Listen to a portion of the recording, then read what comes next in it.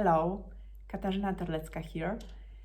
Today I would like to start a new series for you. It is called 3 Things You Need to Know About Your Energy Management. And the hero of today's episode is generator. Generator is one of the types recognized by human design system. I'm sure you heard about this system before, but in case you didn't, very briefly, it is a system that combines a knowledge of ancient wisdom with modern science, knowledge about neutrinos and genetic coding. And it shows basically your energetic profile from the moment you were born. As my teacher beautifully says, it shows the person you were born to be.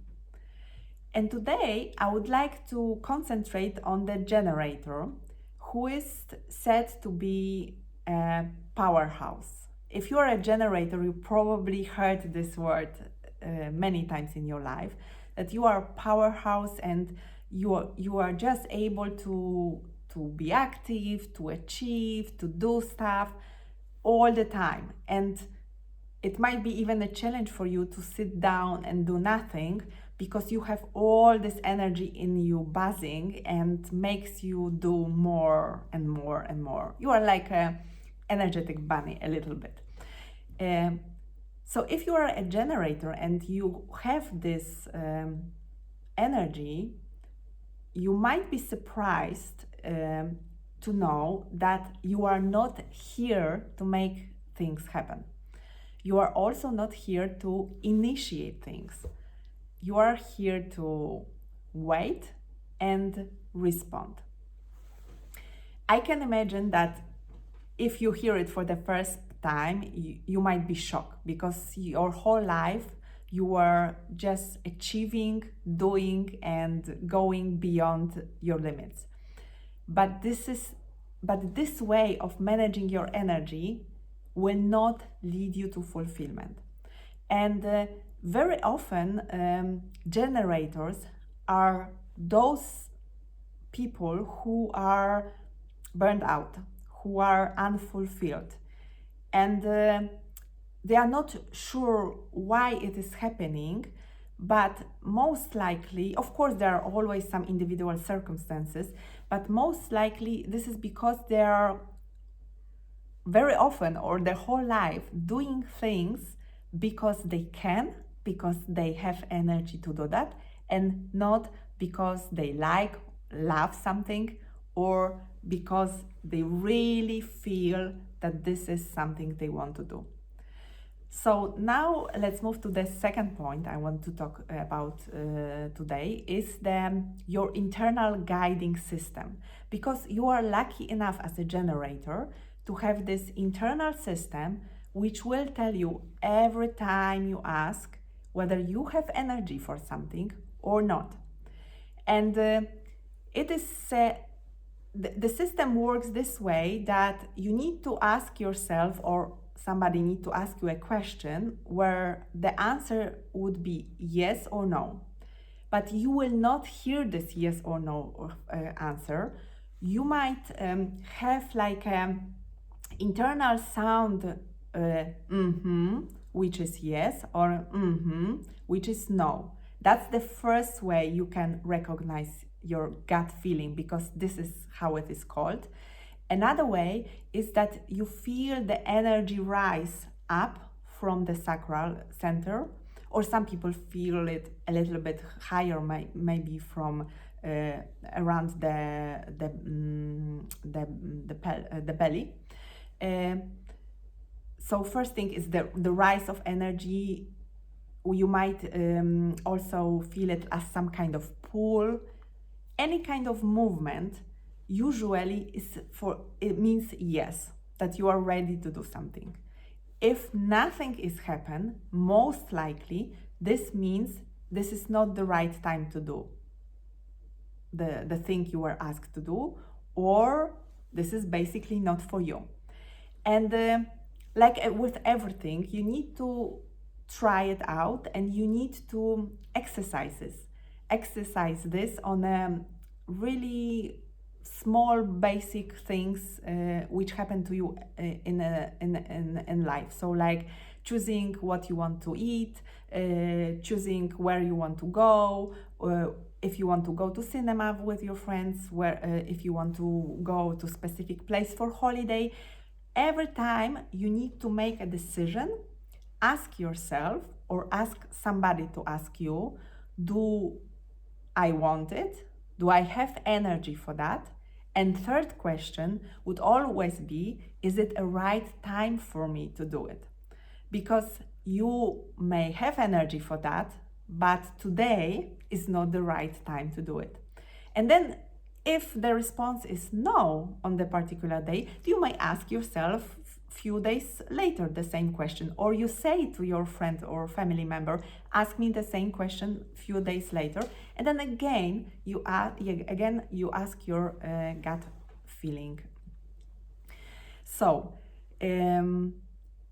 what is also important is that mind can interfere and basically can distract you, and many of us are raised in such a way that mind is our master, and when you start moving from mind-based decisions to body-based decisions or intuition-based decisions, at the beginning it might be a challenge for you, because the mind will be stronger, the voice of the mind will be stronger. But remember that listening to the mind every time decreases the power of your gut feeling, or decreases the power of your gut feeling, because it's like with your intuition. If you don't trust it, that at some point you will not hear it. It is there for you, but you just don't hear it. So it is very important. I can imagine that there will be situations when you will start exercising your gut feeling, that your gut will be saying one thing and your mind will be saying something else. And it is crucial then to go and follow your gut feeling. And if you follow it 1, 2, 3 times, then you will start trusting it. You will see how you feel if you follow your gut feeling, and then it will be easier. And the third thing about energy management by the generator is that, I'm not sure if you notice, but every time you start something, you have this like internal obligation, like a somehow internal pressure to finish it. So it might be difficult for generator to stop something in the middle, even if the generator knows that this is not something that makes her happy, this is something which is deteriorating to her health, this is something which makes her very unfulfilled or even weak, or this is something that even impacts the health of the person. For the generator, it's extremely difficult to basically take a break or quit in the middle. And this is another argument for that, to listen your gut feeling, because your gut feeling will help you avoid situations where you are involved in something that you don't like, that doesn't make you happy, that even makes you unhappy and burned out, but you continue it because you feel this internal obligation. And no matter what people say around you, no matter how crappy you feel, you continue it until something happens externally and the activity is finished. And that's very often in terms of with work. Many generators are burnt out, unfulfilled and unhappy, but they are staying in their jobs because they feel this internal pressure to finish something. Similar with relationships.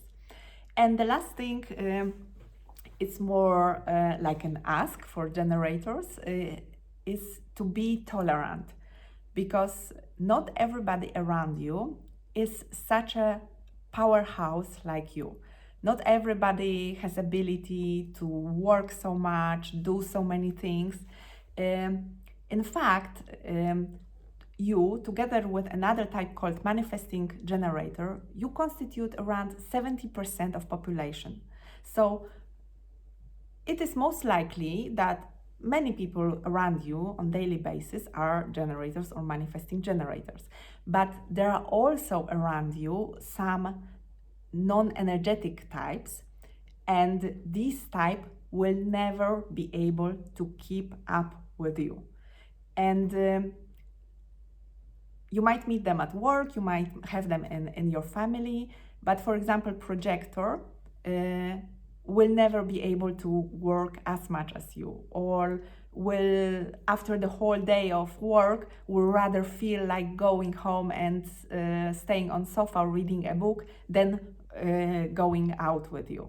So I'm saying this to make you aware that these non-sacral people are basically not able to keep up with you, but they are not lazy, or they don't want to do something. It's just they don't have this ability as you have. So I hope, if you are a generator, that I gave you some inspiration, some motivation to use your gut feeling, because this is such a powerful tool. I'm honestly jealous that you have it, because I am a projector, so I don't have that. So I hope you will start using it on daily basis and start discovering its power, and also observe how your life changes by managing your powerful energy in the way which is natural for you. Thank you for listening. The next episode will be about manifesting generators. So if you have a friend or a family member who is manifesting generator and would like to know 3 things they need to know about their energy management, I invite to watch my next video. Thank you for being with me. Bye.